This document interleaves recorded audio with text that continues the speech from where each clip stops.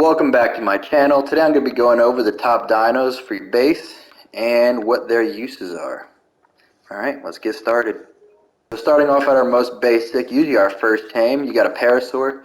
Looks generally useless, however, it does have one feature that makes it actually really helpful as long as you're online. So this thing has targeting mode, or alarm mode I guess you could say. It'll let you know when it detects something coming in, so like if somebody else decides to like fly by your base or something like that, then this is gonna give you a big blue notification right up against the top saying that Parasaur detected, blah blah blah. Easy to tame, knock it out, bolo it, punch it to unconsciousness, and feed it some Mayho berries, I prefer, and you've got yourself a Parasaur. Easy first tame.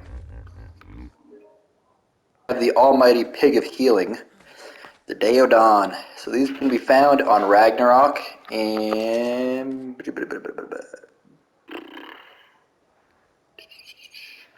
I would say right around the area where my cursor is pointing right there, but more so towards the desert. So what these are useful for: one, if you feed them enough, you can go next to any injured animal or any. Okay, they can also jump, which is different. Okay, I didn't know they could jump. So let's say you have an injured animal right here. Let's take this Giga for example, where it doesn't have its full health. Go ahead, enable passive healing. As long as it's got food in there, which will be put some food in there. These things do eat meat, so if you tame them with meat. And if you're going to use them to heal, feed them meat, and it will heal whatever dino has an ailment. That is essentially your pretty much all the information I can really give you regarding this. So have one of these definitely for raising your animals, but if you don't have one, not to worry, just make sure that you're watching the animal all the time. And that concludes our Deodon. Dinosaur in the chute is a Phiomia. Now these things are your little poop machines. Feed them some stim berries, and they'll get to work. If you pair them up with a dung beetle, set them up in a nice little contraption that I started to build over here. The dung beetles will take that poop and turn it into fertilizer. I do not have a dung beetle on me at the moment. We got attacked recently, so we do not have what we need for this. However, I will feed it some stim berries and we will see what it does. So I'm going to give it 97 stim berries. I'm going to force feed it to him. All right, let's see what it's going to do. Should poop out a good little bit. Good little bit. Nope. It's not cooperating. That's my tribe mate right over here. There's a tech. Okay, let's just show off. All right. Oh, there we go. We got ourselves some poop. Pick that up. Give it to a freaking dung beetle set on wandering, and it'll turn it right into fertilizer for you. This is especially helpful when you're trying to grow crops or whatnot. You're going to need fertilizer to fertilize like a crop plot. And we're getting a windstorm, I think. Yes, we are getting a windstorm. So these are great to have. However, if you don't plan on farming or anything like that, you should be. I don't recommend wasting the time going and taming one of these. Next up in the chute, if you're having any wood gathering problems, this guy right here, this is your guy right here. I'm going to go ahead. I'm going to do a demonstration. So this, so the Beaver, the Castrocetus, gives you a weight reduction on wood. It's also really good at gathering it. So 400 wood right there. As you can see, I've amped up this guy's movement speed by like a mile. Lots of wood and thatch. Oh yeah, that's one of my gigas. I'll be getting to him in a bit. But just like that, you're having trouble gathering wood. Here you go. Oh, and his another use he serves. His saddle is also essentially a smithy.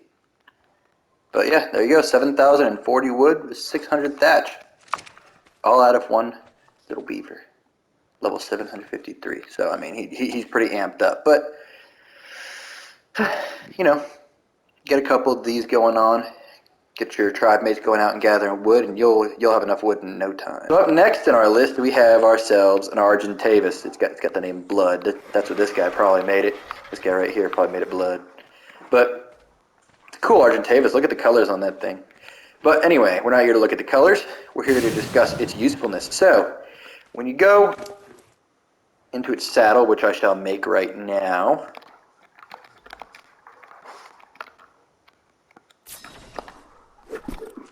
When you go into its saddle, as you can see, it also serves as a flying smithy. It also offers you a weight reduction on metal, although it can't gather metal itself. They're not super fast birds, as you can see. They're kind of pretty average speed. They're not going to outrun a pteranodon. They're definitely not going to outrun a wyvern or a griffin. But their usefulness abounds because they have probably the best weight percentage that you're going to get out of any flying creature on map. Don't get me wrong, a wyvern can hold more, but per size, the size to a weight ratio is going to be the best on your Argentavis. So that essentially concludes our usefulness on the Argentavis. All right, so up next we got ourselves a griffin. Go ahead and jump on, Red.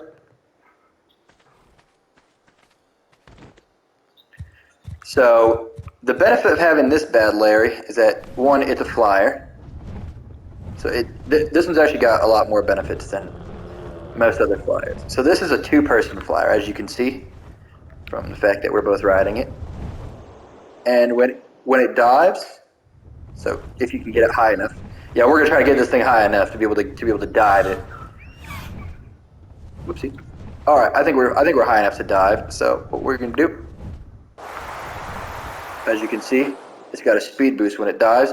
Keep doing that. Let's say you're going out there, you're planning for the day. I'm gonna go steal some wyvern eggs, and you manage to make it out of there. Jump on this bad Larry and start booking it out of town. Also, to land, you don't have to press X for this thing. You just slam it into the ground, and it'll land. And give you no hassle. And that is the griffin. I want to talk about is called a gotcha. For the record, you're not going to find them on Ragnarok unless you have some strangely boosted map like this one. So these simply come because we're on a cluster and we had one in we have a few in our inventory. So what's special about this guy is passive tame. So it has a production chart. So this one produces sap, silica pearls, clay, fungal wood, sand, fragmented green gem. Let's say we want to produce silica pearls. I'm gonna go in here. I'm gonna feed it some stone. You could also feed it primitive weapons like stone arrows. It'll eat it in batches of 10. But for now, let's just do stone. Feed it some stone. It's gonna go ahead and eat that stone. It'll sit down. It'll drop a crystal. I'll show you how to use the crystal right fast as well. So as you can see, it's sitting down. Hopefully it's going to give us a crystal. I think it's going to give us a crystal. Maybe not just yet. It's fine. But this is why I suggest always getting stone. Try to find yourself a map with Extinction or Genesis on it. Get yourself a gotcha. Because they're helpful. They're useful. And if you're on Unofficial, that's even better, because sometimes you're going to find a Ragnarok Unofficial map that's going to have one of these things. And that's a good thing, because they're going to help you out with getting some of your minor resources and whatnot, thereby almost alleviating the need to even have any of these. We're going to wait. Oh, are we making a gotcha crystal right now? We're not? Okay, in that case, I'm going to up my game a little bit here. Split those in half. Give it the stone arrows. And let's see what we can do with that. Looks like this guy's going to take his sweet time trying to do this.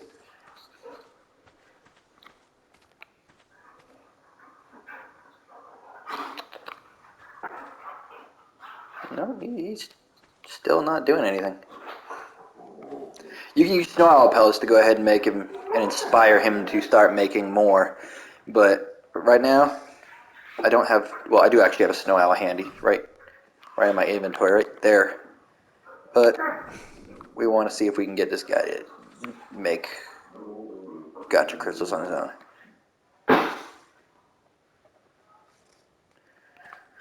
Alright, I'll get back to you once that's occurred. Looks like as though our stone arrows have inspired this gotcha to poop out a crystal. So what you're going to do with this crystal, you're going to go into your inventory, and you're going to right trigger on it. And I actually don't know what it just... Oh, it made silica pearls. There we go. It makes batches of 60 on this unofficial server. I'm not sure how it works on an official server, because I've never used one. But that's the gotcha. Alright, up next, similar to a Doedicurus, which I don't have, we got ourselves an Ankylosaurus. So this right here is way amped on metal. Sorry, wow, way amped on speed, I should say. So I already gave away what this thing does. So this thing is a metal gatherer. You looking for metal? Looking for a weight reduction on metal? There you go, 120 times metal out of a rock that shouldn't have even given me metal in the first place. So we're gonna go up and I'm gonna show you what it takes out of a metal rock.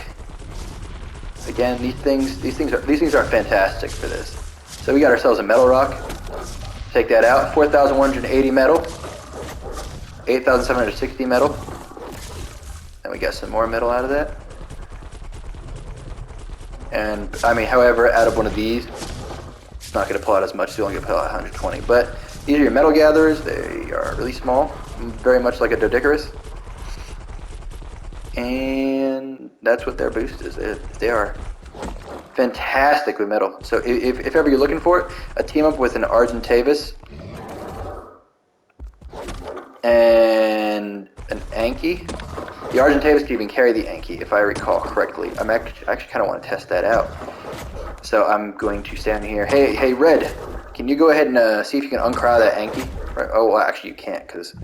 Okay, big thing about the cryo times on these servers. So if you're on PvE, you can uncryo a dino at any time without causing cryo sickness, unless if it's an unofficial that they boosted it to cause cryo sickness. On a PvP, however, you kind of gotta wait some time to pull out the dino that you want if you've already uncryoed another dino.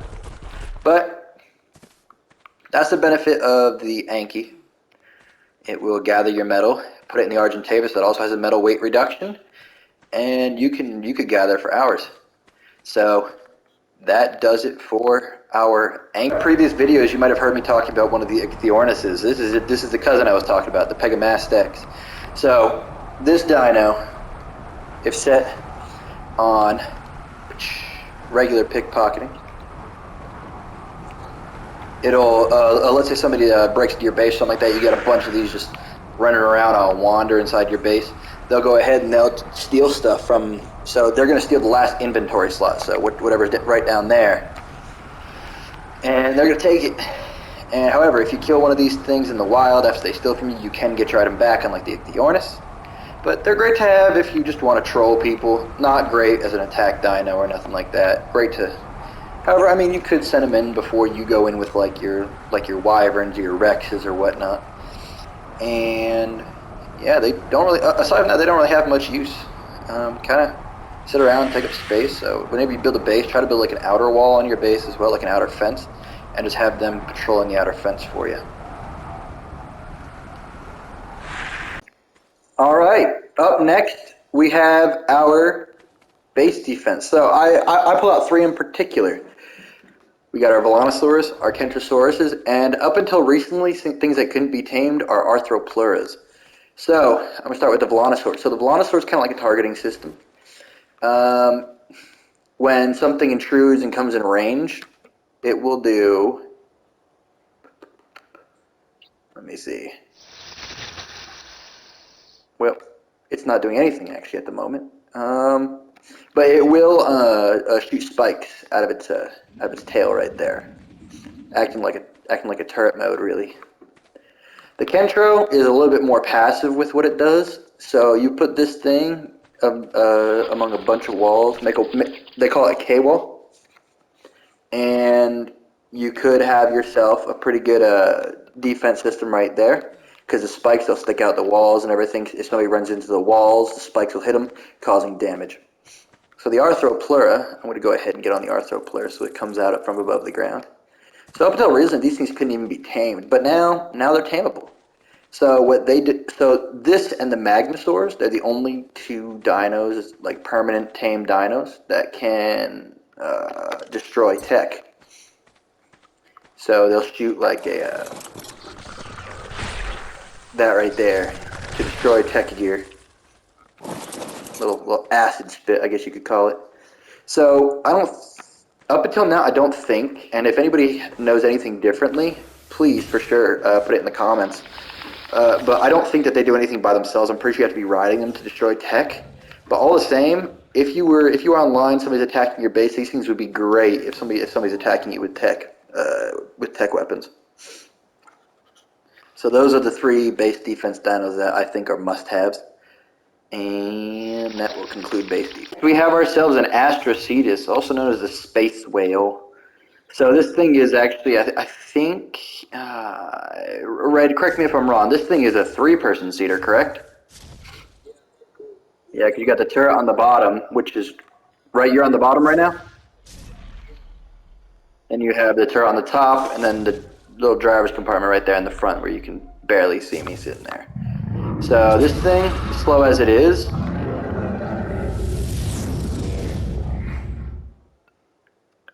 has its uses. So I mean, with the tech saddle, at least if you know how to do it, it can be used as essentially a bomber, which is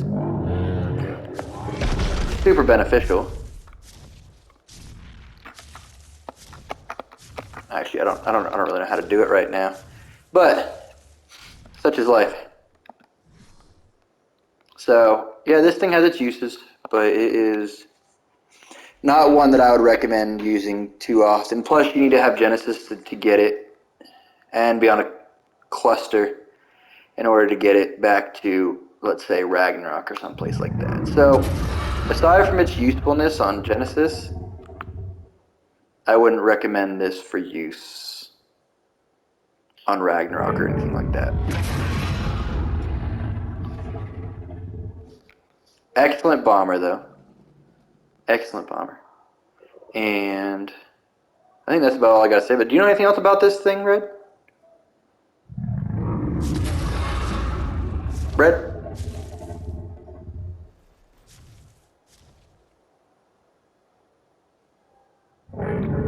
Well, that does it for the Astrocetus. And move on to not the biggest, but definitely one of the baddest of the Larrys. So this right here is called a Magma Sword. This, again, you're only going to find this on places like Genesis or some map that has a volcanic setting that you can walk into with Magma Sword. You can look it up on other videos on YouTube, and how to steal their eggs. Again, you can't tame one of these. You have to raise it from birth, and you have to raise it in lava. Don't raise it in the lava on Ragnarok. Lava on Ragnarok is an automatic kill. So, this thing right here, this Magma Sword is super useful. So I'm gonna put this metal in its body. I'm gonna jump up on top. Now you're gonna watch as it smelts. Wait, would probably be helpful if I enabled smelting. So as you can see, right now it's cooking up all the metal into metal ingots, which it uses for its attack called Searing Spit.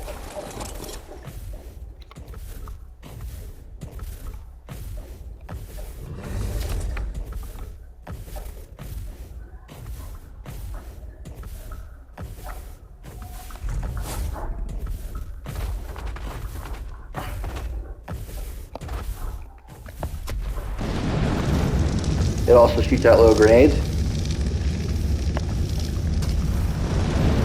If you hold in, on the PS4, if you hold in left trigger and press right stick, it'll shoot out these little grenades that'll just blow things up all around you. In case you're getting attacked from all sides, you know that, I feel like that would be an easy getaway.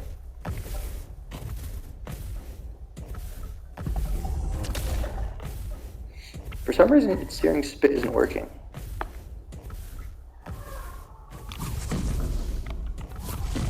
Oh, there you go. All you gotta do is hold steering spit. Sorry. Is hold left trigger.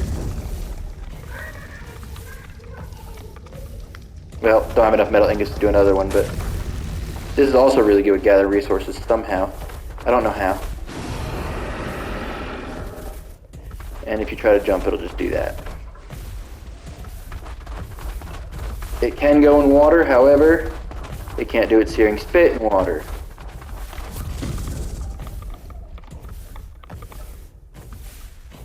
Huh.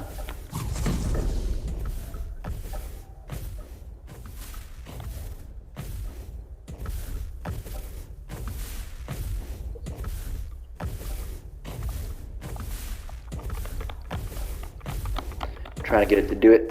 This still doesn't have enough metal ingots though, so. And I'm not going to reach that. So, that does it for our Magma Sword. And the last two dinos that I want to talk about, this one is the Rock Drake. So, this thing is super handy in doing stuff. So, when you jump, it has a glide function.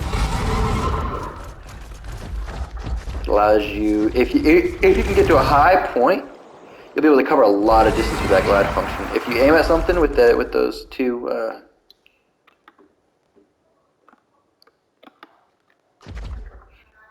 with that crosshair. Wow, I couldn't even remember what it was called. I was so focused on trying to figure out what the heck I was doing.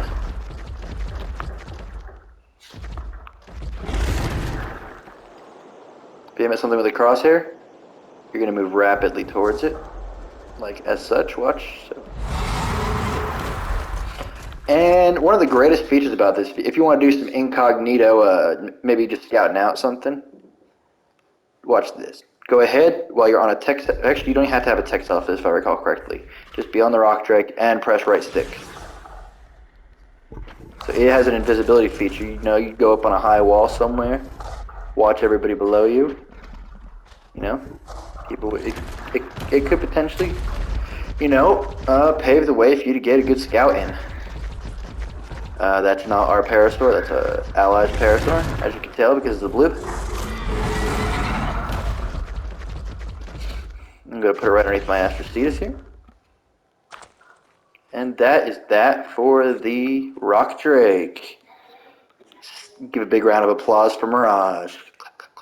Last but not least among these guys, I'm going to pick this up because I'm going to show you what I can do with that Snow Owl pellet. This is a Snow Owl, so this is a healer, and here's how I'm going to demonstrate it. Red, if you could stand right in front of it, that would be awesome. Thank you. So, what's going to happen here is, oh, looks like I'm too heavy for this guy. Okay. Talk about putting on some weight, huh? Okay. There's a little head circle thing.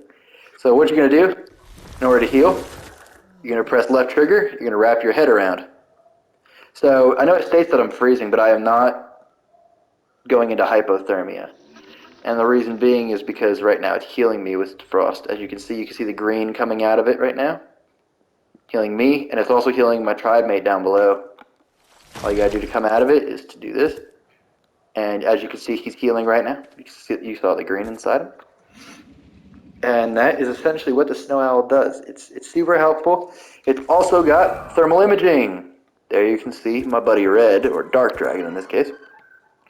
He's all orange. And you can see all the other dinos. You see the trees. It actually makes it a lot easier to find Tames when, like, let's say you're in the redwoods or something looking for Thylacoleos just sitting around waiting to trip you off your mount.